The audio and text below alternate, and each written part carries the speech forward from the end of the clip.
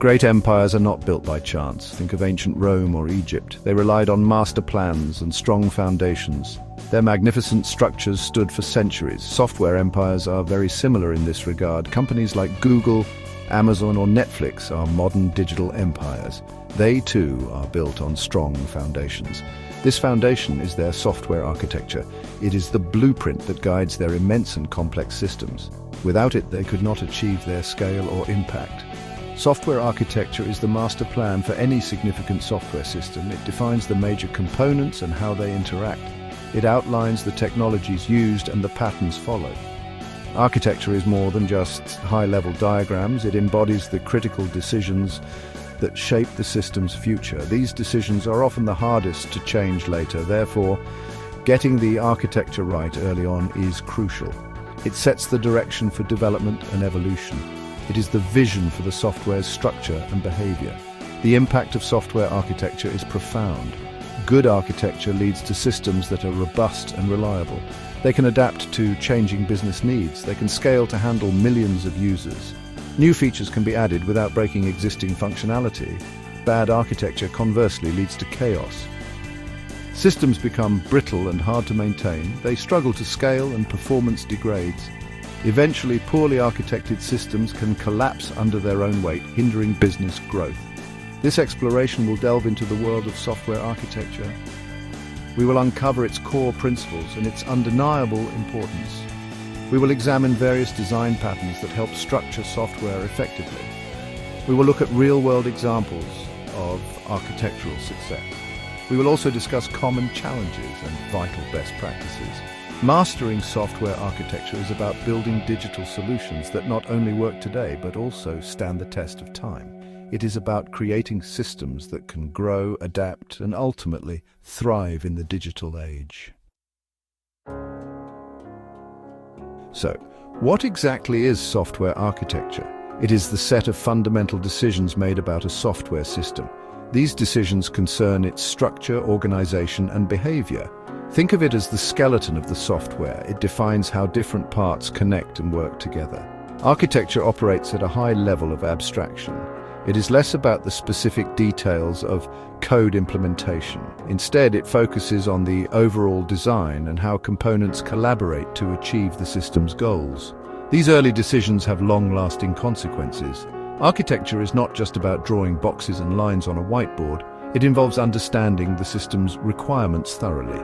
This includes functional requirements, what the system should do. It also, crucially, includes non-functional requirements or quality attributes.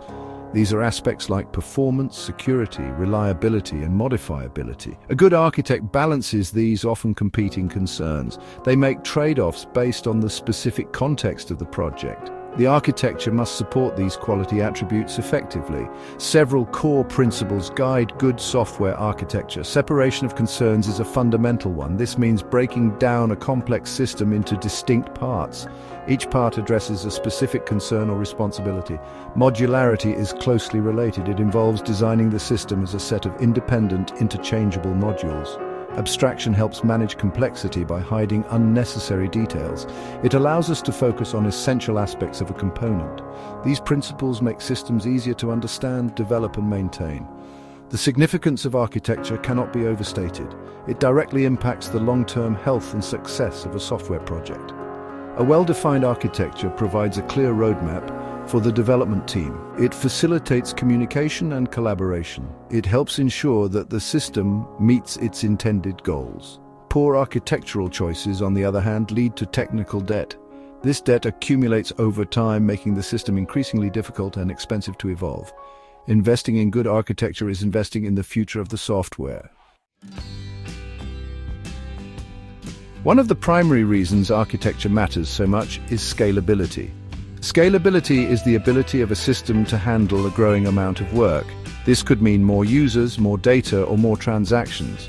In today's digital world, user bases can grow exponentially overnight. A system that cannot scale will quickly become a bottleneck. Good architecture anticipates this growth. It designs the system in a way that allows it to expand efficiently. This might involve distributing load across multiple servers or designing stateless components. Another critical pillar is sustainability, which includes maintainability. Software systems are not static, they evolve over their lifetime. Bugs need to be fixed. New features need to be added. Business requirements change. A well-architected system is easier to maintain and modify. Its components are well-defined and loosely coupled. This means changes in one part of the system are less likely to break other parts. Clear architecture makes it easier for new developers to understand the code base.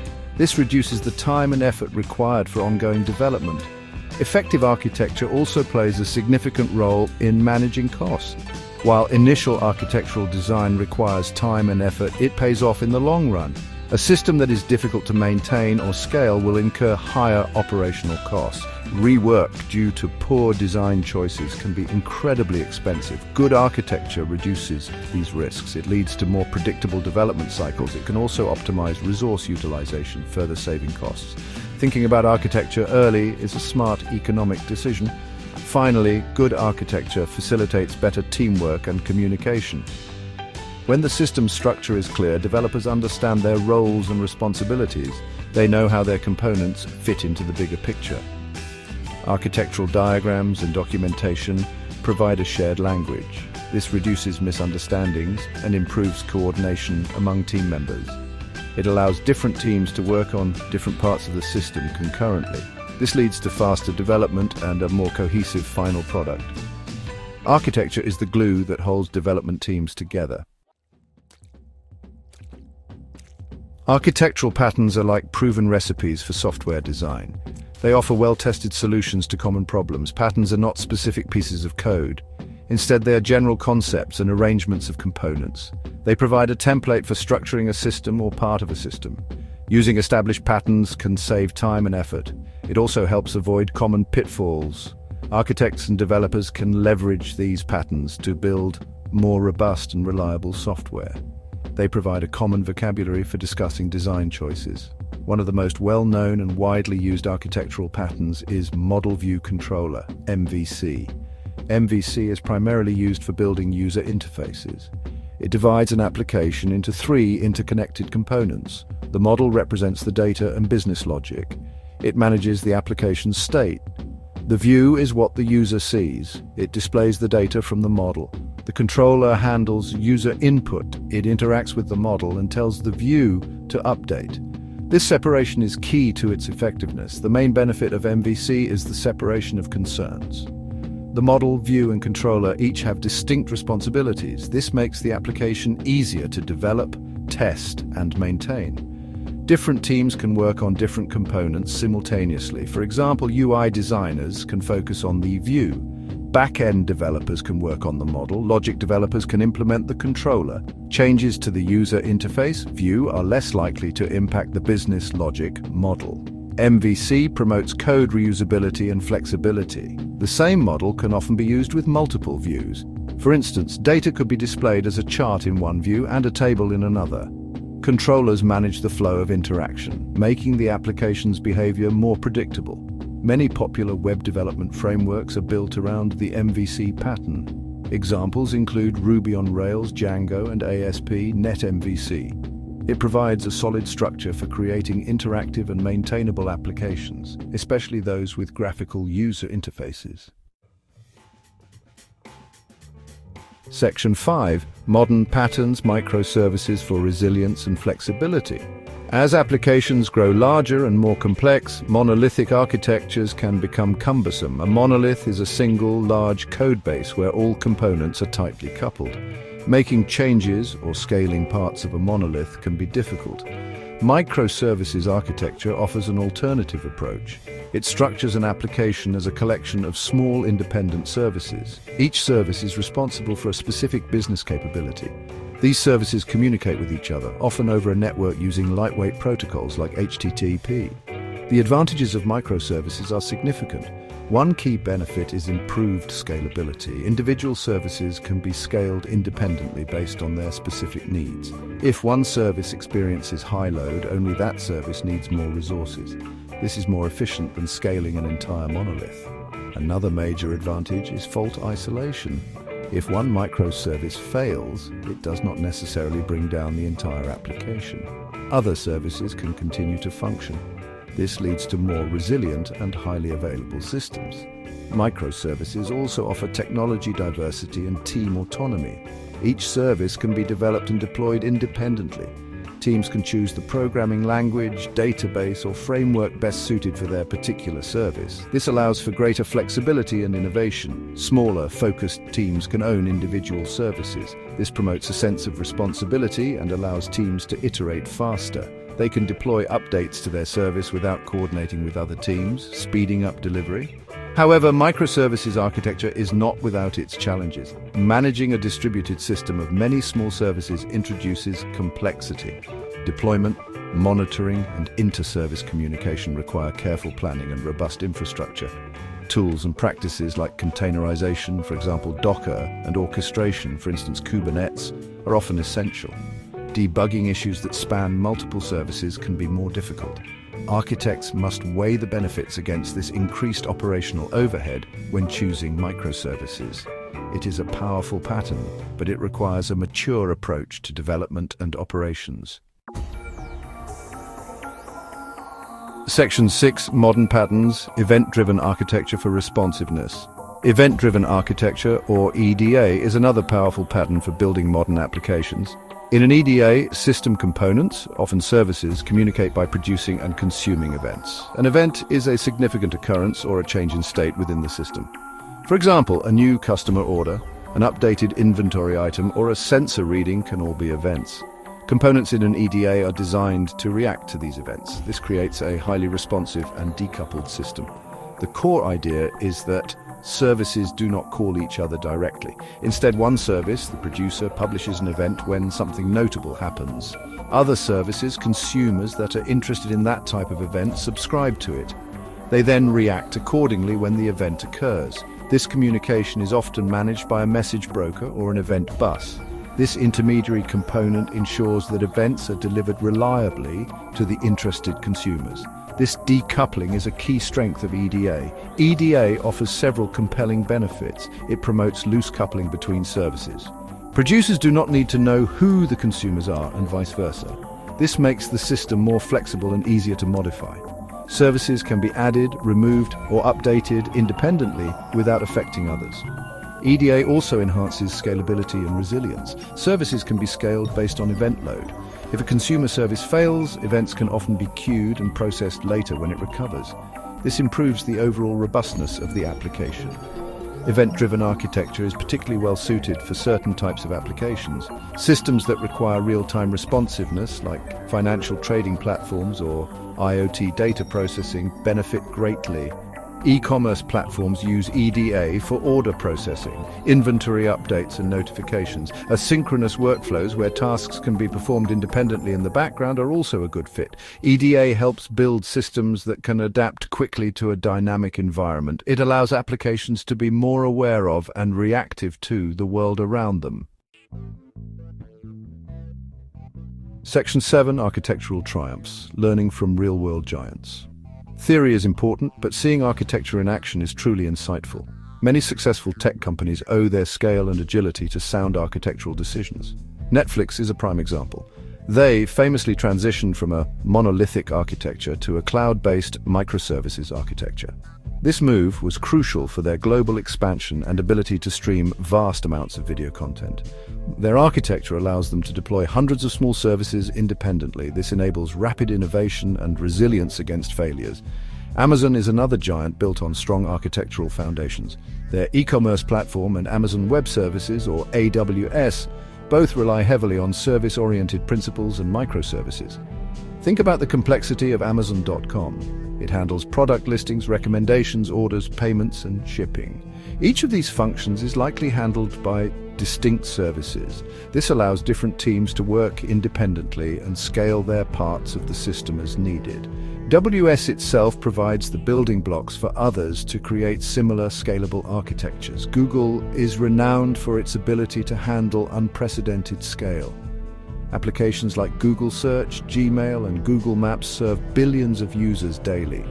Their success is built on pioneering work in distributed systems and data center infrastructure. They developed custom file systems, databases, and processing frameworks to manage massive data sets. While their specific internal architectures are often proprietary, the principles of distributed computing, fault tolerance, and massive parallelism are evident. They have pushed the boundaries of what is possible with software architecture. The lessons from these giants are clear. Architecture is not an afterthought, it is a strategic imperative for growth. They embraced patterns like microservices and event-driven systems to achieve flexibility and scale. They invested heavily in automation and infrastructure to manage complexity. They understood that their architecture needed to evolve continuously to meet new challenges and opportunities. These companies demonstrate that well-designed software architecture is a key enabler of building and sustaining digital empires in the modern world. Their stories inspire us to think big.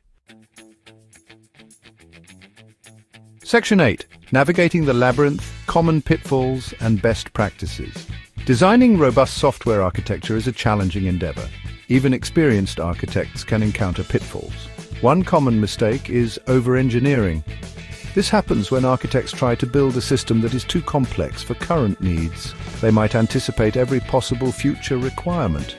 This can lead to unnecessary complexity, delays, and increased costs.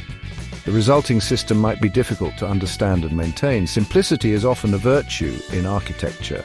On the other hand, under-engineering is equally problematic. This occurs when insufficient thought is given to architectural concerns. Teams might rush into coding without a clear plan.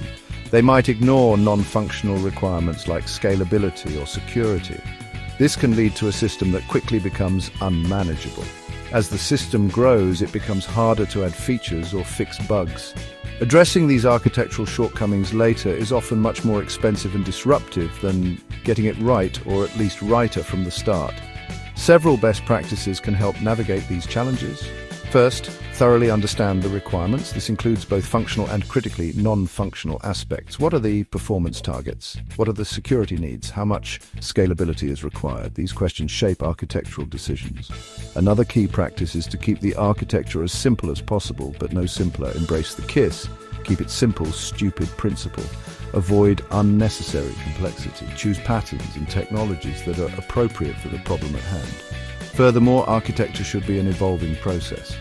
It is rarely possible to define the perfect architecture up front. Instead, start with a solid foundation and allow it to evolve iteratively. Regularly review architectural decisions and adapt them as the system grows and requirements change. Document your architecture clearly. This includes the rationale behind key decisions and trade-offs. Effective communication of the architecture to the development team is crucial for successful implementation. Foster a culture where architectural discussions are encouraged. Section 9. The Evolving Blueprint. The Future of Software Architecture. Software architecture is not a static discipline. It is constantly evolving, driven by new technologies, methodologies, and business demands. What constitutes good architecture today might be different tomorrow. Architects must be continuous learners, staying abreast of emerging trends. Several key trends are shaping the future of software architecture. These include the rise of serverless computing, the increasing importance of data architecture, and the integration of artificial intelligence and machine learning, AI, ML. Serverless architecture, or function as a service FaaS, is gaining traction. It allows developers to build and run applications without managing servers. This can further simplify deployment and reduce operational overhead for certain types of applications. AI and ML are becoming integral parts of many software systems. Architectures must be designed to support the training, deployment, and scaling of machine learning models. This often involves specialized data pipelines and processing capabilities. Data architecture itself is becoming more critical as businesses rely on data for insights and decision-making. Another emerging concern is sustainability in software architecture. Historically, the focus has been primarily on performance and scalability. However, there is a growing awareness of the environmental impact of software. Green software principles aim to design and build applications that are more energy efficient. This involves optimizing code, infrastructure, and data usage to reduce carbon footprint. Future architectures will likely need to consider these environmental factors alongside traditional quality attributes. This presents new challenges and opportunities for architects. Ultimately, the future of software architecture is about building systems that are even more adaptable, resilient, and intelligent. It is about creating architectures that can handle increasing complexity and uncertainty. The ability to design and evolve effective software architecture will remain a critical skill. It is the foundation upon which future digital innovations and empires will be built. For those who master this discipline, the potential to shape the digital world is immense. The journey of an architect is one of perpetual learning and creation.